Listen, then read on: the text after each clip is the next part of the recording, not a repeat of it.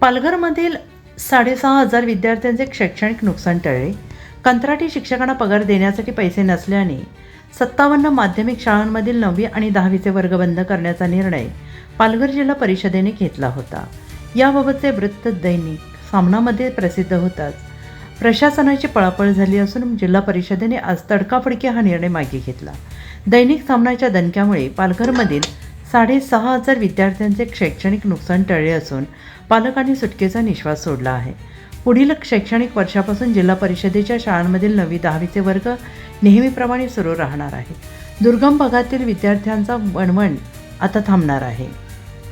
झेडपीचे मुख्य कार्यकारी अधिकारी मनोज रानडे यांनी आज खास परिपत्रक काढले.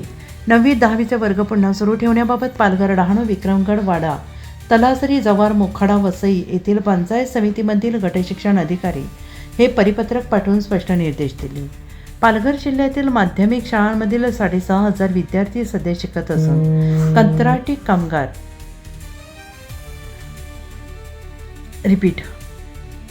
पालघर जिल्ह्यातील माध्यमिक शाळांमधील 6,500 विद्यार्थी सध्या शिकत असून कंत्राटी तत्वावर 68 शिक्षक काम करत आहेत.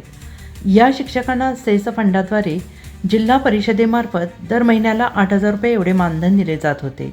पण सेस फंडातून पगार देणे शक्य नसल्याचं कारण सांगत शिक्षण विभागाने 9वी 10वीचे वर्ग बंद ठेवण्याचे ठरवले होते आणि यामुळे ग्रामीण भागातील विद्यार्थी आणि पालकांमध्ये संतापाचं वातावरण निर्माण झालं.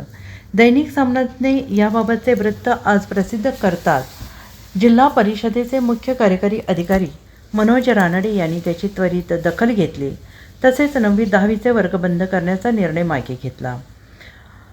जिल्हा परिषदेने वर्ग बंद करण्याचा निर्णय मागे घेतल्याने या निर्णयाचे स्वागत आहे. आता आमची मुले पुन्हा 9वी 10वीच्या वर्गात शिकू शकतील. दैनिक सामनाने हा प्रश्न उचलून धरला, त्याबद्दल आभार.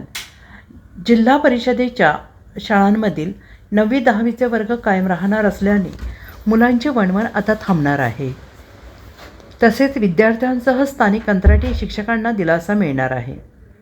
कैलास मलावकर, शाळा व्यवस्थापन समितीचे अध्यक्ष.